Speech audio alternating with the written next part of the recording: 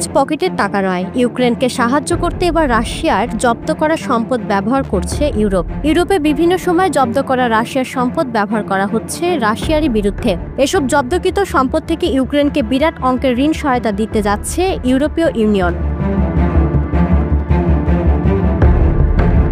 ইউরোপীয় ইউনিয়ন জব্দ করা রাশিয়ার সম্পদ থেকে $164 বিলিয়ন ঋণ নিয়ে যুদ্ধবিধ্বস্ত ইউক্রেনকে পুনর্গঠনে সাহায্য করবে। তবে এই ক্ষতিপূরণ পরিকল্পনা নিয়ে নানা আইনি ও রাজনৈতিক প্রশ্ন এখনও রয়ে গেছে। গত বুধবার ডেনমার্কের কোপেনহেগে ইউরোপীয় নেতারা আলোচনা করছেন। ড্রোন হামলার পর ইউরোপ জুড়ে সতর্কতা বেড়েছে, যদিও ড্রোনগুলো রাশিয়া কিনা নিশ্চিত নয়। পোল্যান্ড, রোমানিয়া, এস্টোনিয়া রাশিয়ার বিরুদ্ধে অভিযোগ করেছে। ডেনমার্ক ও সুইডেনের প্রধানমন্ত্রীরা এ পরিকল্পনার পক্ষে। বেলজিয়াম, নেদারল্যান্ড সহ অন্য দেশ আইনি ঝুঁকি ও দায়ভার নিতে শঙ্কিত। বেলজিয়ামের প্রধানমন্ত্রী বলেছেন, ভুল হলে সবার দায় নিতে হবে। ইউরোপীয় কমিশনের president Ursula von der Leyen বলেছেন, যুক্তরাষ্ট্র আর্থিক সাহায্য কামাচ্ছেন, তাই ইউরোপকে ইউক্রেনকে সাহায্য দিতে হবে। তিনি ক্ষতিপূরণ ঋণ পরিকল্পনার কথা বলেছেন, যা জব্দ করা রাশিয়ার সম্পদ থেকে আসবে। ইউরোপের বিভিন্ন দেশে রাশিয়ার প্রায় $300 বিলিয়ন মূল্যের রাষ্ট্রীয় সম্পদ বর্তমানে জব্দ অবস্থায় রয়েছে। এসব অর্থ ইউরোপীয় আর্থিক প্রতিষ্ঠানগুলোকে রাখা থাকায় প্রতি বছর তা থেকে বিপুল পরিমাণ সুদ জমা হয়। তবে চলতি বছরে সেই সুদের পরিমাণ পূর্বের তুলনায় কমে গেছে, যা আলোচনার বিষয় হয়ে উঠেছে। আন্তর্জাতিক আইন অনুসারে অন্য দেশের সম্পদ জোরপূর্বক বাজেয়াপ্ত করা যায় না, তাই এই ঋণ পরিকল্পনা রাশিয়ার সার্বভৌম অধিকার লঙ্ঘন করবে বলে মনে করা হচ্ছে। বেলজিয়াম বলেছে, কোনো ঝুঁকি ঘটলে তা একা তাদের কাঁধে না দিয়ে অন্যান্য সদস্য রাষ্ট্রের কাঁধেও নিতে হবে।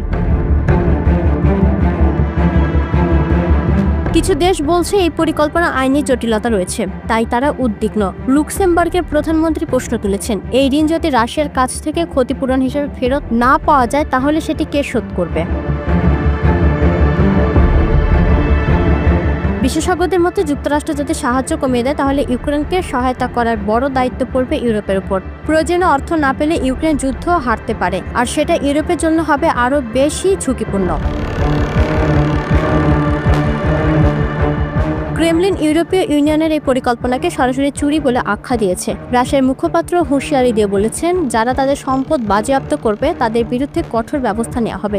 যদিও রাশিয়া চাইলে আইনি পথে লড়তে পারে, কিন্তু রাশিয়ার রাষ্ট্র হিসেবে বিশেষ আইনি সুরক্ষায় থাকে, তাই বিদেশি কোনো আদালতে তাদের বিরুদ্ধে মামলা করা সহজ নয়। রাশিয়ার পাল্টা ব্যবস্থা হিসেবে পশ্চিমা দেশের উপর চাপ সৃষ্টি করতে পারে, এমনকি তাদের দেশে থাকা বিদেশি সম্পদ বাজেয়াপ্ত করার হুমকি দিচ্ছে।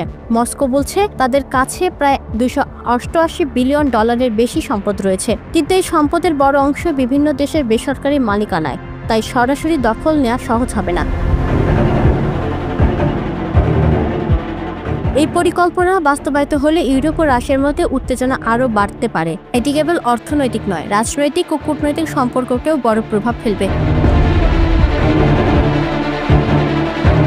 ইউক্রেনকে সহায়তায় ইউরোপের পদক্ষেপ একদিকে সাহসী, অন্যদিকে উচ্চ মাত্রায় ঝুঁকিপূর্ণ। প্রশ্ন থেকে যায়, আইন, কূটনীতি আর যুদ্ধের এই জটিল লড়াইয়ের ভারসাম্য বজায় রাখবে কে?